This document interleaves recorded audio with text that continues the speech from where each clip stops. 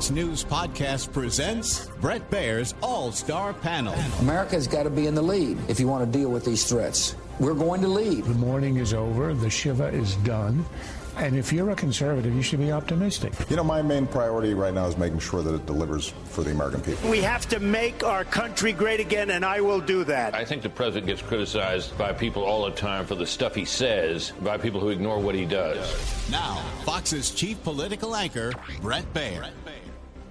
Just 1 week after Prime Minister Mark Carney secured a narrow victory in the Canadian election, he was flying to Washington for a meeting with President Trump.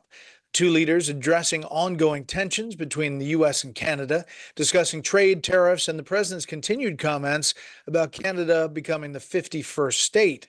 According to the White House, this meeting was just one of many ongoing trade talks.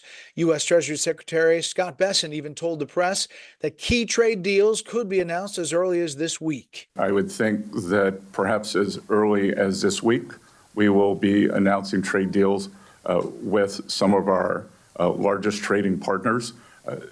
They have come to us with very good offers. Meantime, President Trump continues unveiling bold new policy ideas, according to his supporters, from his call to reopen Alcatraz to once again house America's most ruthless criminals, in his words, to calling for a 100% tariff on movies produced outside the U.S., a move he says will make Hollywood stronger than ever before.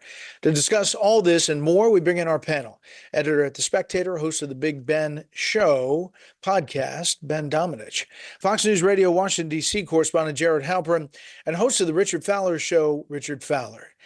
Jared, first to you, the Canadian Prime Minister making clear, in not so many words, that Canada is not for sale.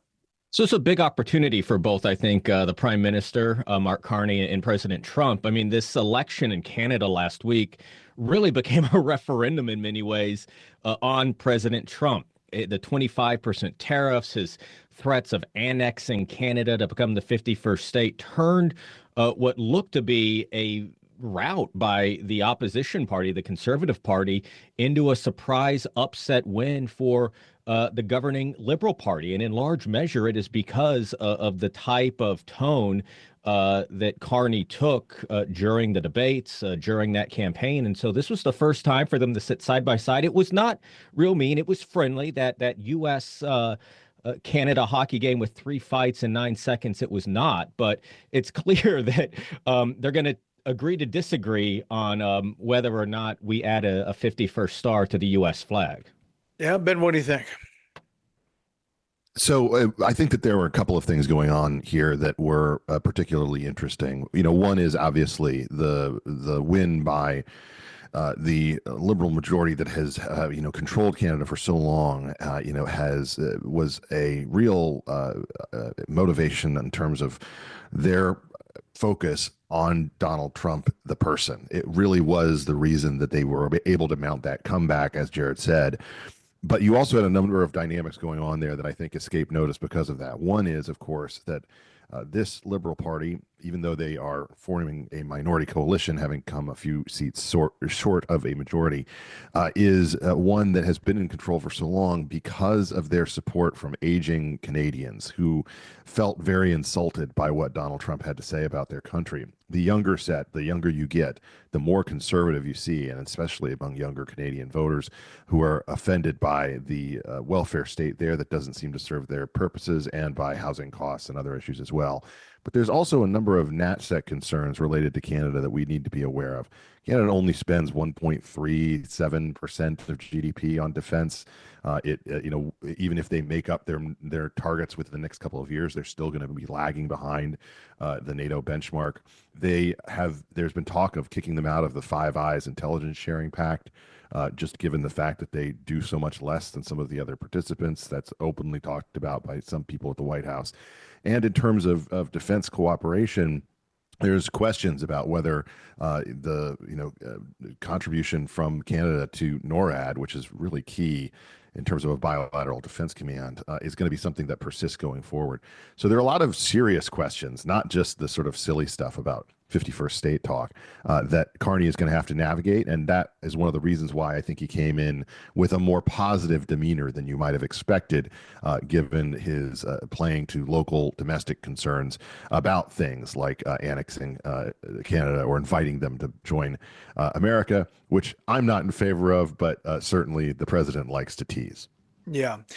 I tell you, Richard, the interesting part about listening to Treasury Secretary Bessent and other officials, Howard Lutnick, and even the president, is that, they're saying that these big trade deals are coming, but it's always like coming. It's not, we haven't seen one come to fruition. And I think the market really would love a couple of these big deals, India, South Korea, Japan, to come across the finish line.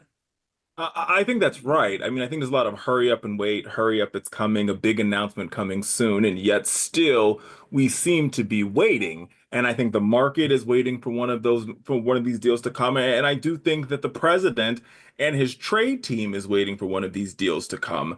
And I think as part of his agenda, right, for him to turn the page on what he is saying is it's going to get worse before it gets better. It's going to require that we see one of these big trade deals happen. And I think what we saw today in the Oval between the new Canadian Prime Minister and the president is this idea that for folks across the world, they're sort of saying, look, we're willing to sort of stick to our guns here. If the United States wants to play hardball, the rest of the world plays hardball. I think one of the stories sort of missed is that, the King Charles will be opening the Canadian Parliament, sort of saying that the world is saying, listen, we're going to stick together as America changes its tune on how it wants to do trade with the rest of the world.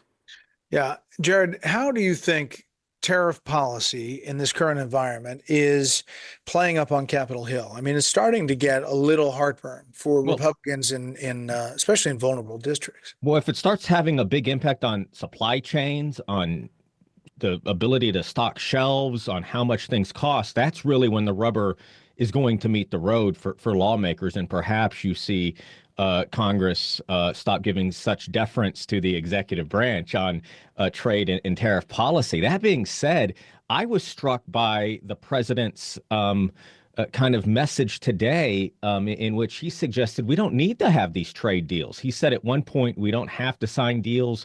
We could sign 25 deals right now.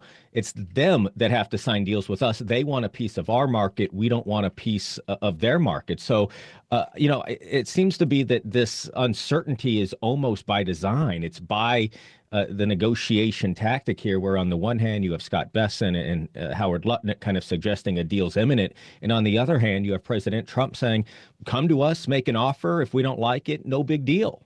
Yeah, it's not wrong, Ben. I mean, we are the biggest consumer country in the world. The question is, the whole goal of tariff and the tariff policy is to, one, rebalance the world. In the president's eyes, we've been on the back end of deals forever, and the paradigm has to shift. And two, to bring manufacturing back to the U.S. Mm-hmm. The big question is, do we have the workers to facilitate all those? If every industry came back, we'd be in a world of hurt. Yeah, as our friend Mike Rowe likes to say, the most important workers in America today are currently in ninth grade. The question is whether they're going to learn the skills and trades and time to be able to fill those jobs in the near future. And because we certainly currently do not have that type of workforce or the preparation for it. And it's not just manufacturing. I mean, you see that in this announcement regarding the Hollywood-related possibility of a tariff on foreign films, where you saw the instant reaction from the industry, which was to have their run around with their hair set on fire.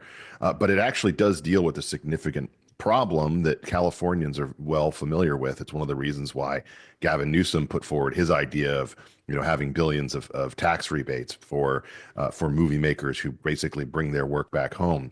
You have to understand that the United Kingdom, in terms of its competition with us in that space, gives a 40% rebate to every film that's made there. That's why they stole the next two Avengers movies. It's why they stole Star Wars from California. It's why, things are moving not just away from California, but away from Atlanta and Georgia and all of these other states that have offered rebates going to Canada, going to the UK, which aren't exactly going to cheap labor situations either. And I think that these are things that have to be negotiated carefully. And the fact that the president works in this chaotic manner, it seems to me to be motivated primarily by getting people to the table, as opposed to achieving an understandable, 1, 2, 3 goal in terms of the outcome to be expected at the end. Yeah, but to Jared's point, if in the president's mind, if they don't get a deal, he's just going to come up with a number. And that's the number, Richard. That's the number that if there's not a deal, Japan, you're at 20, you're at 30, you're at 50. This, and how tenable or not that is, that's his mindset. That is his mindset. And I think that's what's troubling for the American consumer as we're having this conversation.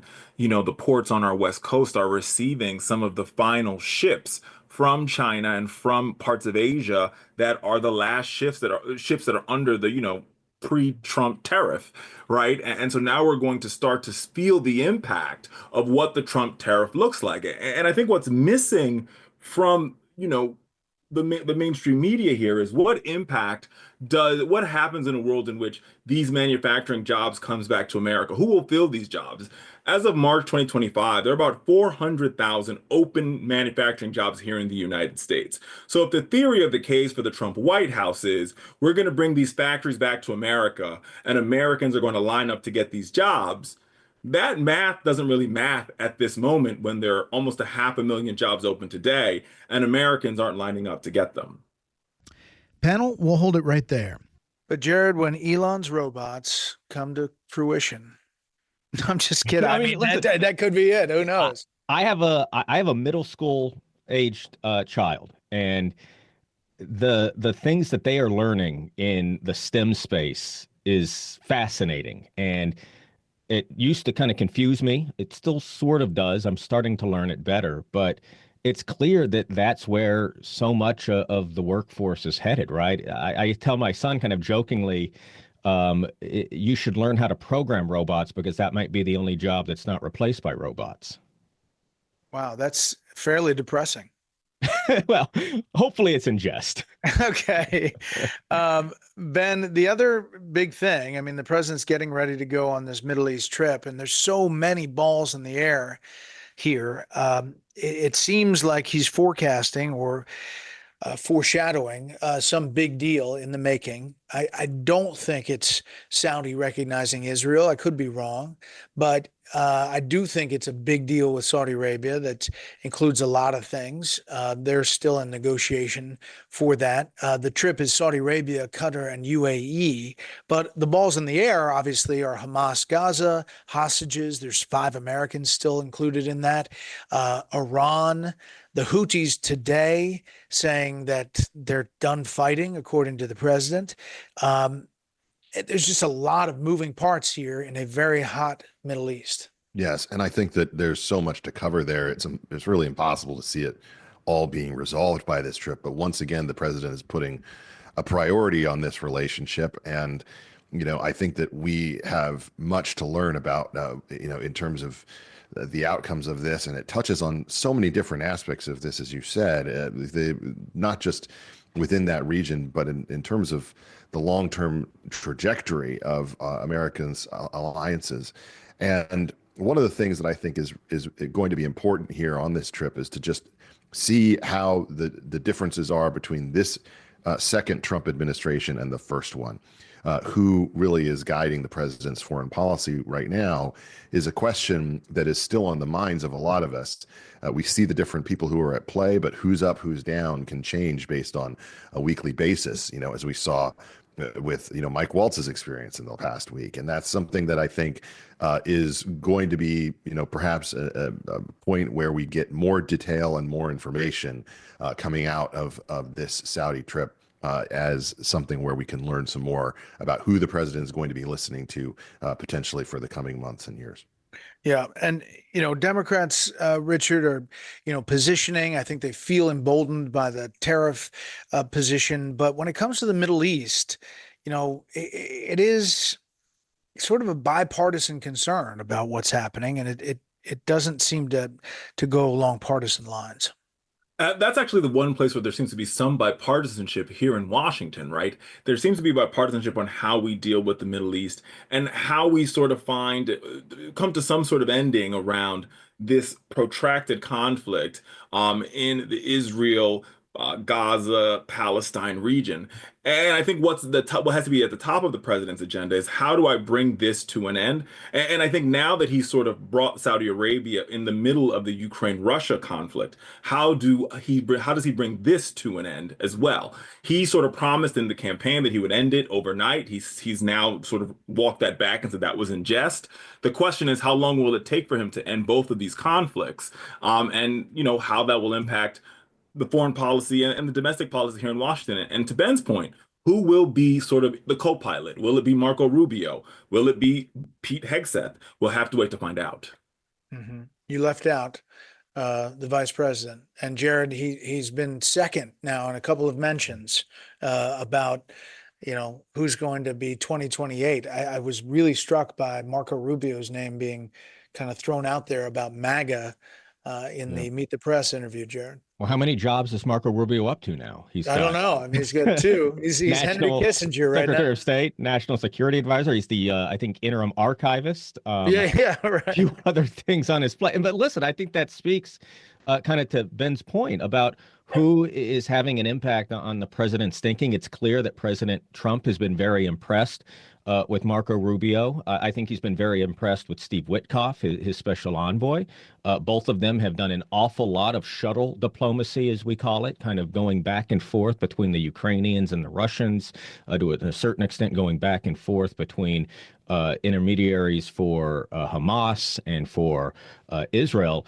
But listen, these are conflicts that are still unresolved, and there does seem to be growing frustration on the part of the president, especially in that Ukraine conflict, that neither side seems to be willing to make the concessions that the president feels they need to make to bring this war to an end. And so it is raising questions now about what the U.S. kind of negotiation position will be now, short-term, medium-term, and certainly long-term. Obviously, that's one of the big balls still in the air, Ukraine, Russia, and we'll see if this trip changes that dynamic or Putin goes to Riyadh. It'll be interesting to see.